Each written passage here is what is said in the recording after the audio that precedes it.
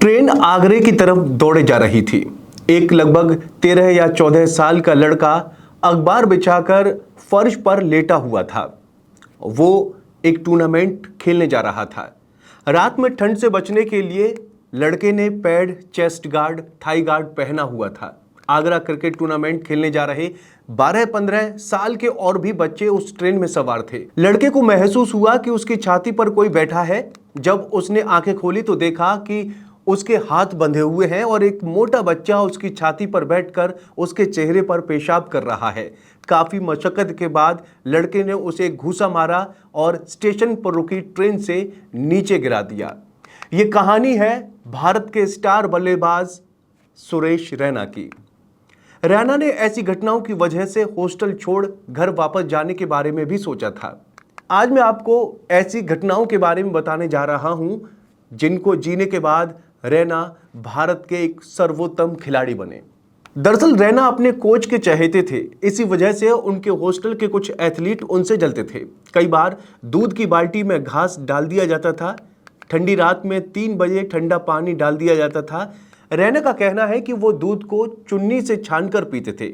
मन करता था उठाकर उन्हें पीते, लेकिन यह भी पता होता था कि अगर एक को मारा तो बाकी के 5 आप पर टूट पड़ेंगे।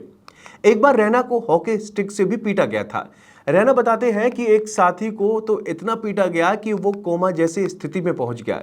एक दूसरा डरा हुआ था कि अब उसे पीटा जाएगा तो वो छत से कूदने वाला था।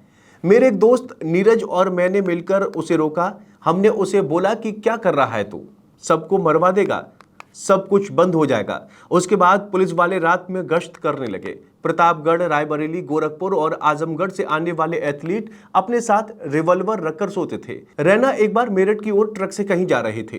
ट्रक में और भी कई लोग सवार थे। ड्राइवर ने ट्रक रोकने से मना कर दिया। रैना ने बताया कि मैंने सोचा कि आज कुछ कांड होने वाला है। उन्होंने सोचा कि चिकना लड़का है, लेकिन मेरठ के पास एक टोल बूथ पर मैं किसी तरह उनके चंगुल से निकलकर भाग गया। रैना ने 1 साल बाद ही हॉस्टल छोड़ दिया था। फिर रैना के भाई दिनेश ने दोबारा से उन्हें हॉस्टल पहुंचा दिया।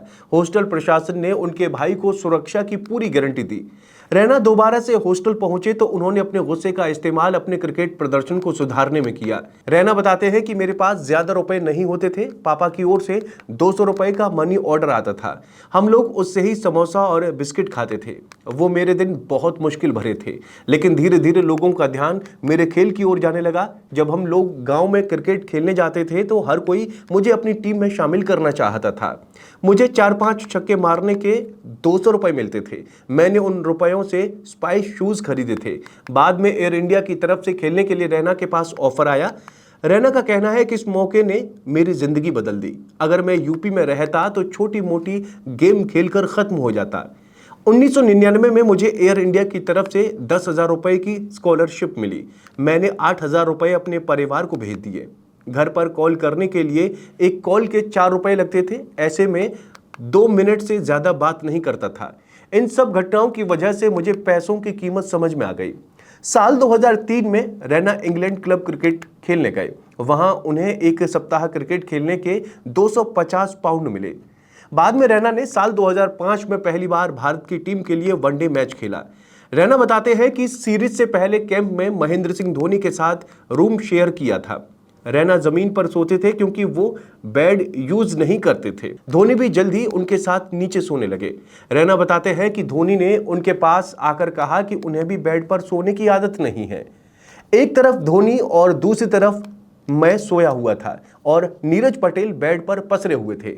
आईपीएल रैना की जिंदगी में दूसरा टर्निंग पॉइंट साबित हुआ। उन्होंने घुटने में चोट आ गई और फिर सर्जरी करवानी पड़ी।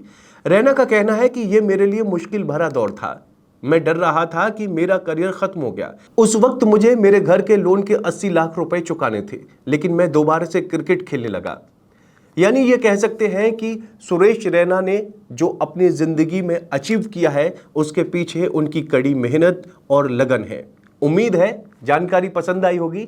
वीडियो कैसी लगी कमेंट करके जरूर बताएं और चैनल को जरूर सब्सक्राइब करें।